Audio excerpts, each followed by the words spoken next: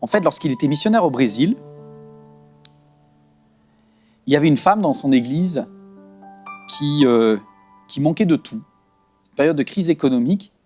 Et elle était chrétienne et il avait prêché le dimanche en disant « Faites connaître à Dieu, osez demander à Dieu, demandez, vous recevrez. » Enfin, tout ça. Et cette femme était en train de prier, c'est elle qui lui racontait ce témoignage. Elle dit « Pasteur, j'étais à ce moment-là en stress parce que j'avais la pression, elle était mère célibataire, elle avait sa famille à nourrir, ses enfants à nourrir. Elle dit « Dieu, il faut que je puisse manger ce soir. » Et Dieu, elle a entendu la voix de Dieu à ce moment-là qui lui a dit « Va au supermarché et fais-toi un plein caddie. » Bon, elle allait au supermarché. Sa foi de brésilienne, elle allait au supermarché Real au Brésil, elle arrive, elle rentre, les portes s'ouvrent et elle commence. Et là, elle arrive au rayon de viande. Et instinctivement, elle dit « Il faut que je zappe, je ne vais pas me mettre en tentation. » Et elle réentend cette voix de Dieu, le Père qui dit « Je pourvoirai à tous tes besoins, fais un plein caddie. Vas-y. » Elle a commencé à charger. Elle a commencé à charger les trucs avec plusieurs zéros derrière.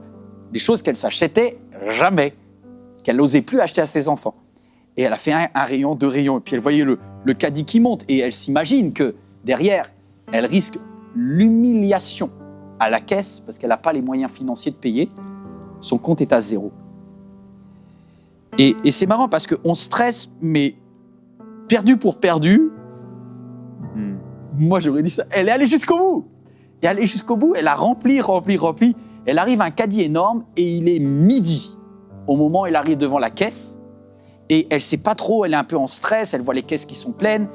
Et là, elle entend une petite voix du Saint-Esprit qui lui dit « Va à la caisse numéro 6 ». Alors, elle se met dans la ligne de la caisse numéro 6. Et quand elle est à la caisse numéro 6, juste avant elle, la caissière met l'écriteau « Dernier client terminé ». La caisse est fermée. Elle dit « Madame, il est midi, je ne peux pas prendre votre caddie. » La chrétienne, elle est là avec son caddie énorme, rempli de choses qu'elle ne peut pas payer.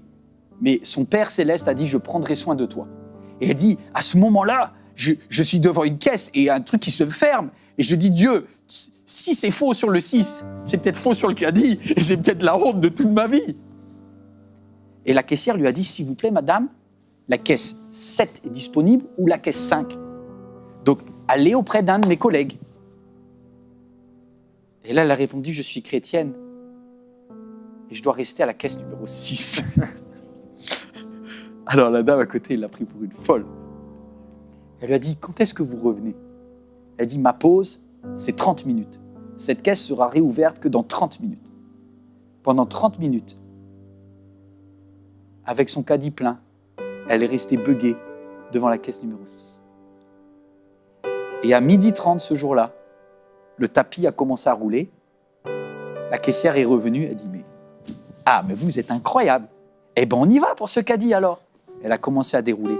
Et elle voyait le montant qui commençait à monter, 100, 150, 172, 190. Et au moment où elle se liquéfiait, elle était presque arrivée au dernier article. Elle entend dans les haut-parleurs du supermarché « Tirage au sort du jour. La personne qui a ses courses à la caisse numéro 6, le magasin vous les offre. » Que dire ? Elle s'est mise à pleurer. La caissière était choquée. Et elle lui a dit « Mon papa pourvoira tous mes besoins. » Waouh ! Je ne sais pas si quelqu'un a des besoins, mais c'est le moment de prier. Gloire à Dieu. Oh mon Dieu. Merveilleux Seigneur. C'est merveilleux, Jésus. Père, on veut te dire merci. Merci pour cette foule de témoins qui nous disent encore aujourd'hui que tu pourvois. Le manque, tu ne le connais pas. La peur, tu ne sais pas ce que c'est. Tu n'es pas un Dieu fragile. Mais pour un temps, tu t'es abaissé jusqu'à nous. Tu as pris notre condition. Tu as su ce que c'était d'avoir